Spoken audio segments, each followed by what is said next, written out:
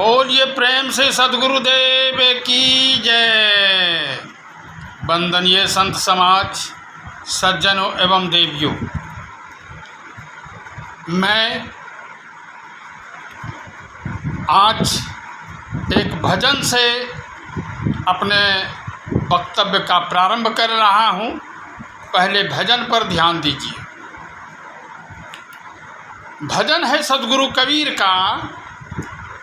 गुरु ने पठाया बच्चा न्यामत लाना, गुरु ने पठाया बच्चा न्यामत लाना। पहली न्यामत आटा लाना, गम नगर के पास न जाना। पहली न्यामत आटा लाना, ग्राम नगर के पास न जाना। हाट बाजार को छोड़ के लाना, लाना झोली भर के राम। गुरु ने पठाया बच्चा न्यामत लाना, गुरु ने पठाया बच्चा। दूसरी न्यामत जल की लाना, कुआं तालाब के पास न जाना।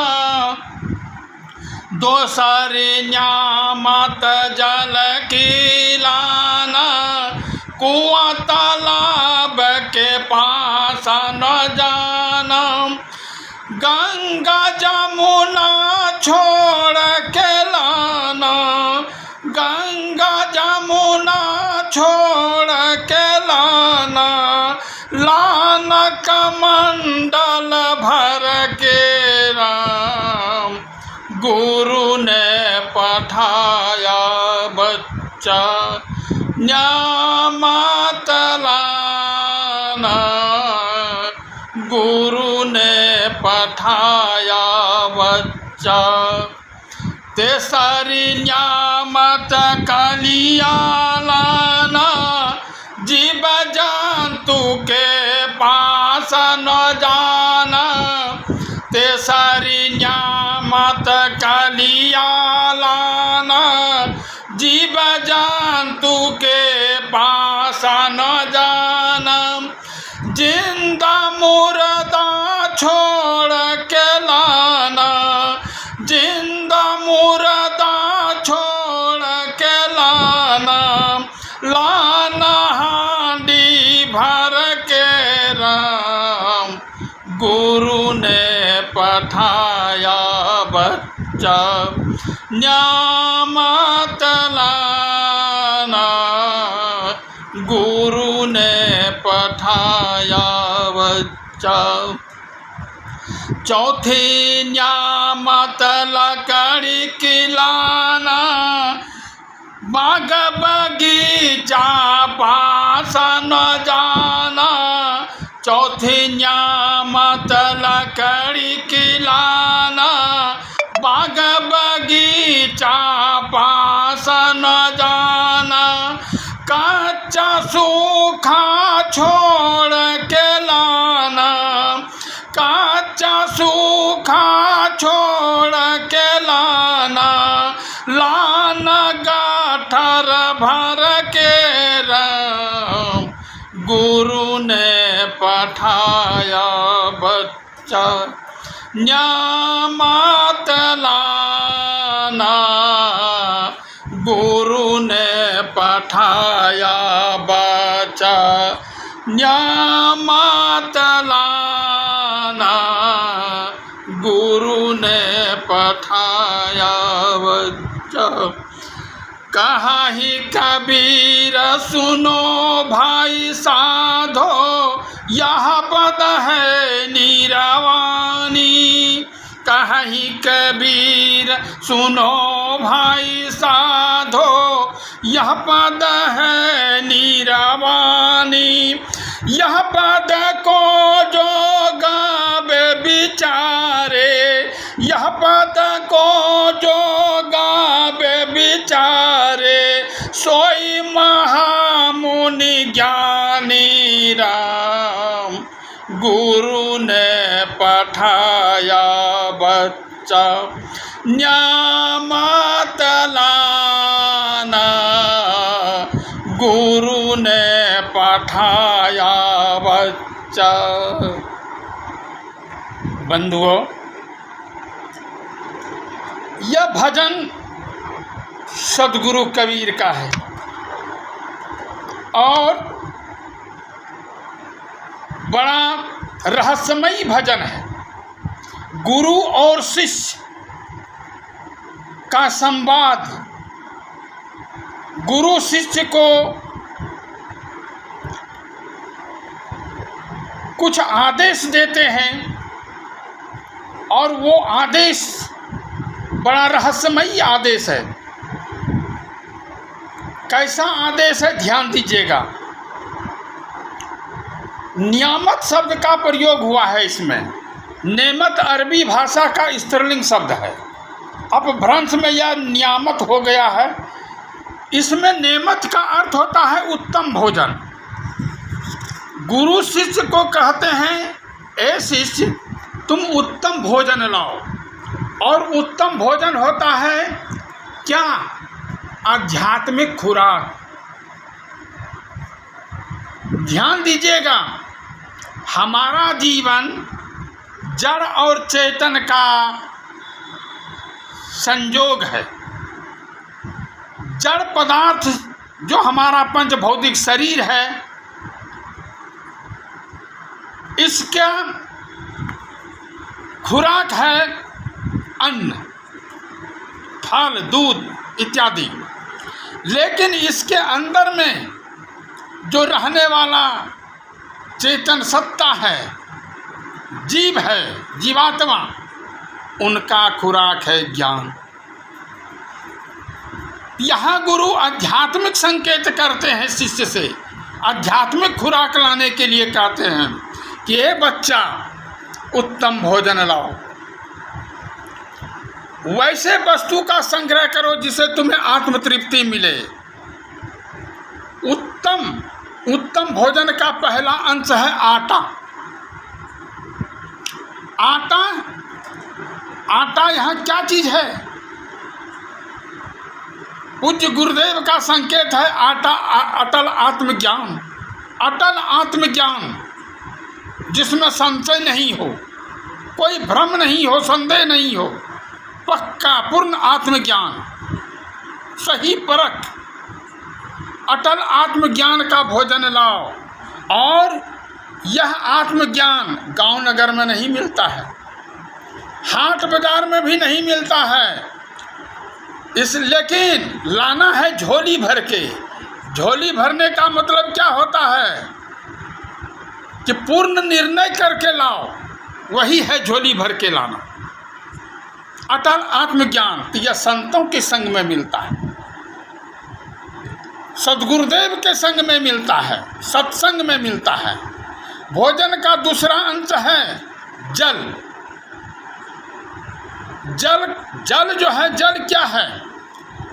जल है निर्णय करने वाली उत्तम बुद्धि, वाणी, निर्णय करने वाली उत्तम वाणी। संसार में वाणियों का जाल बहुत व्यापक रूप में फैला हुआ है, और इस तरह से रोचक भोचक भयानक वाणी के अंतर्गत हम जो है बह जाते हैं, उसमें फंस जाते हैं, उसमें जो है उससे आक्रांत हो जाते हैं, जिससे हमारा पतन हो जाता है, हमारा जीवन व्यर्थ चला जाता है।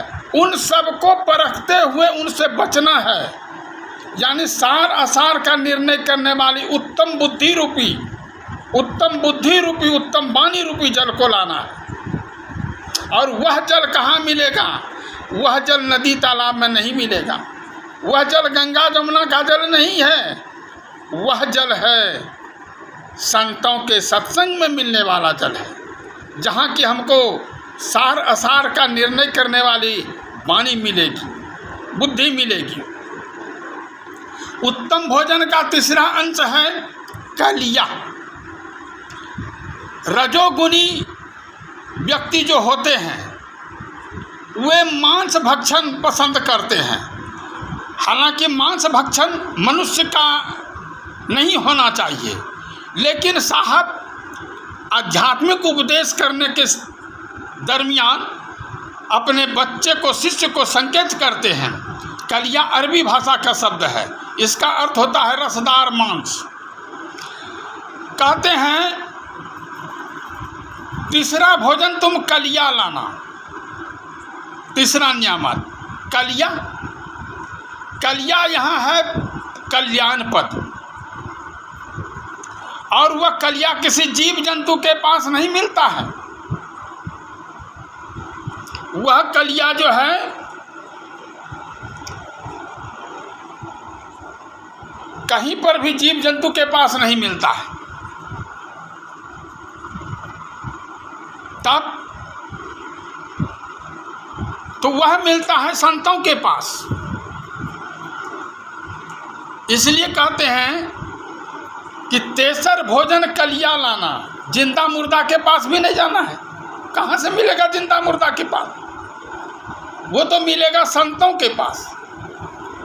जिंदा मनुष्य के पास भी सभी के पास कहाँ से मिलेगा? मुर्दा के पास तो जाना ही नहीं है। बहुत सावधानी पूर्वक गुरुदेव संकेत करते हैं शिष्य को। सांसारिक भाषा में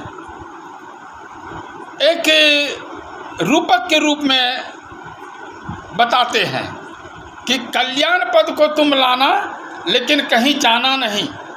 कहाँ जाना?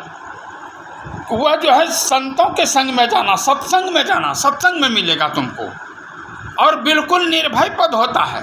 कल्याण पद जो होता है वह बिल्कुल निर्भय पद होता है। चौथा संकेत करते हैं गुरुदेव कि भोजन बनाने के लिए साधन चाहिए। क्या? लकड़ी। लकड़ी लाना है, लेकिन कौन लकड़ी लाना है?